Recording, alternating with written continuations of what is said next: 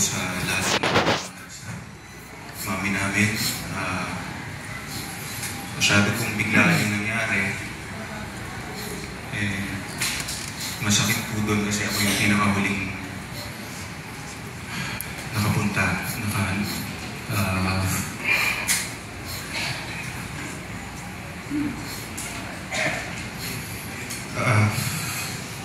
Malamig na po siya, hinawakan ko. I'm sure si Mami kamot ulo na naman yun kasi sabi yun, anak, lagi ka namang late. Hanggang dito ba naman? So, kasi sabi ko nga sa kanya, di baling late, huwag lang pausin. Yun po yung lagi kong sinasabi pag ano, dahil kilala nila ako laging late eh. Siyempre sa bagal. Ganun talaga, so at least meron akong talent.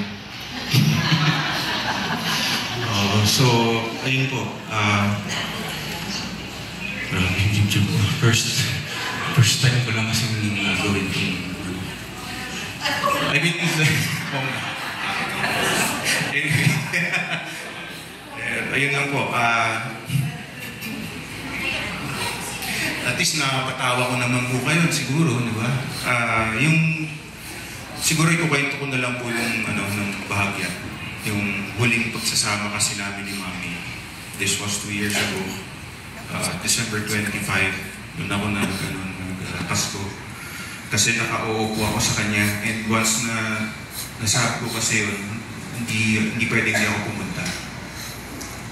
Akala nga po niya, hindi na ako tutuloy kasi syempre, late na naman. Pero humabol ako. So sabi ko sa sarili ko, papasok ako ng bahay, alam ko na yung mangyayari, alam ko na itsura niya. Dahil syempre, kabisado namin si Mami. So, yung mga reply niya sa akin na malapit na ako, sabi ko nga, dito na ako, medyo hindi na nagre-reply. So, alam ko na masama yung loob o bad trip na naman sa akin. So, pagpasok ko, gulat ko ako kasi hindi yun yung nakaharap ko na Mami. Kumbaga, sobrang gaan. Kasi nakapunta ako. Ibig sabihin, tinupad ko yung sinabi ko sa kanya na pupunta ako. Ang haba ng usap namin, ilang oras ko kami nag-uusap dalawa. Ang dami namin pinag-usapan. Buhay-buhay, simula ng bata ko kami. Kinakamusta niya yung mga kapatid ko, sila ate, Etan, si Kuya,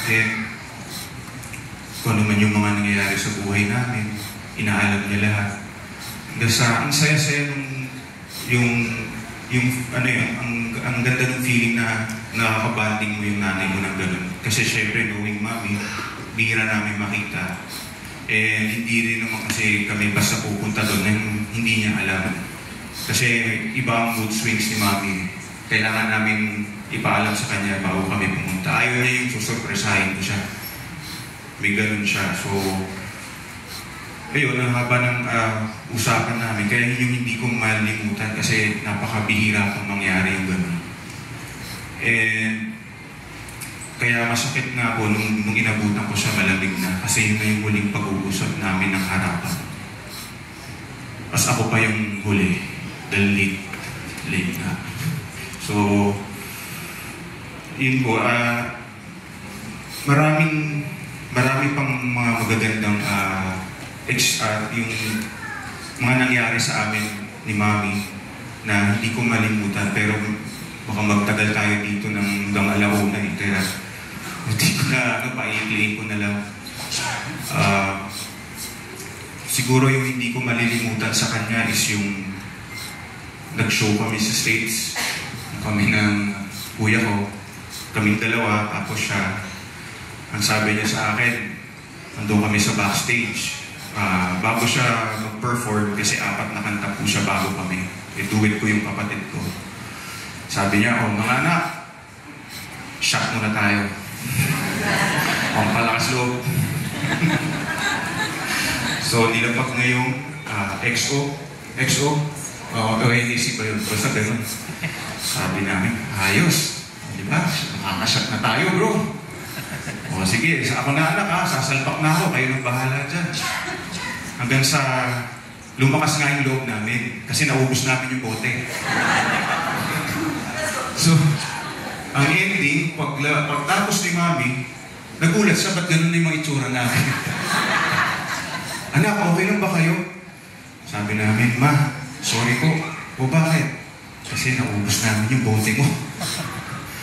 Tawa lang siya kasi iniisip namin baka mabad trip magalit. Hindi, natawa siya. So, ang saya yung naging show namin kasi nga, kumakanta kami lasing. At nagmali-mali na yung nagkakanta namin, dalawa. Hanggang sa tumalon pa ng stage yung kuya ko dahil hinabon niya yung shakes niya dahil tumalsik.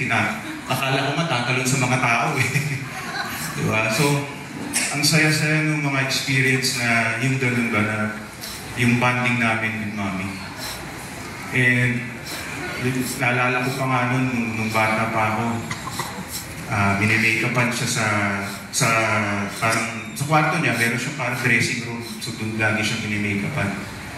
So dahil yung bahay niya is open sa lahat, syempre yung mga fans, yung mga kasamahan niya sa industriya, yung mga director, scriptwriter, nandun lahat. Syempre lagi mong naririnig, Ate Guy. So ako, pumasok ako sa kwarto niya, natawag ko din siyang Ate Guy. Kontra yung ngiti niya, kabaliktaran yung nangyari. So nagulat din ako, kasi bakit yung lumabas sa bibig ko? Dinaser mo nang tuloy ako ng nanay ko. Diba? So alam mo yun, yung ganun yun yung mga naaalala ko kay Mami. Saka yung papasama siya sa akin. So, Mami, huwag kang magagalit. So, andun kami sa Las Vegas. Anak, samahan mo ako, pipindot lang ako. Okay ma, sige, enjoy lang. Siyempre doon, may mga libreng drinks. So, doon lang ako kasi di naman ako nagsusugal eh. So, hinayaan ko lang siya. So, hanggang sa nanalo yung nanay ko. Siyempre, alam mo na, may lagay. Oh, bigay. Tuwan-tuwa ako. Hindi pa kami umuwi. Maya-maya, anak, nandiyan pa ba yung binigay ko? Kaya lang ako, palalakihin natin ulit. Wala na akong mawala kasi alam niyo, binigyan niya ako. So, ayun lang po, yun yung konting ma-share ko sa inyo. And I'm sure sa mga malapit po sa Mami namin na nandito, marami pa po kayong ma-experience na magaganda na kasama siya. Kasi yun nga, sabi ko nga, napaka-bitin naman kasi biglaan nga itong nangyari. Sana man lang umabot man siya ng mga 90 plus, di ba? Para dami pa namin napag-usapan kasi parang to be continued pa yung usapan namin eh. Hindi pa tapos eh. So, buti na kaya, nakakala ko magkukulapsok ko niya. Ayan po. So, yun na po, yun yung experience na para naman medyo masaya tayo kasi ako na rin umiyak dahil drain na po kami sa totoo lang sobrang sakit ng nangyari. And siguro naman po na-witness niyo pati sa mga interviews. Siguro masasabi ko lang na mahal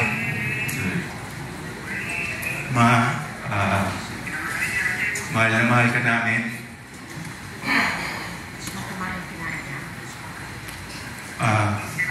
Alam kong mapayapa ka na.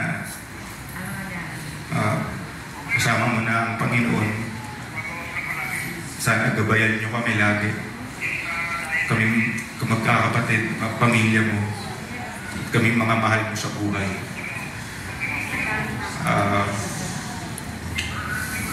We love you so much. I'll see you in time. Alam ko na nasa ibang dimension of life ka na. So, diba?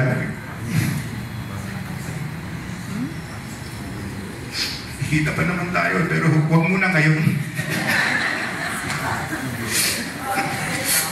Huwag muna ngayon, ma, ha? Sana huwag ka rin magpakita ng biglaan kasi ako ihimatahin eh. Basta mahal na mahal ka namin. thank you sa lahat. Lahat kami na nandito. We love you so much. Thank you.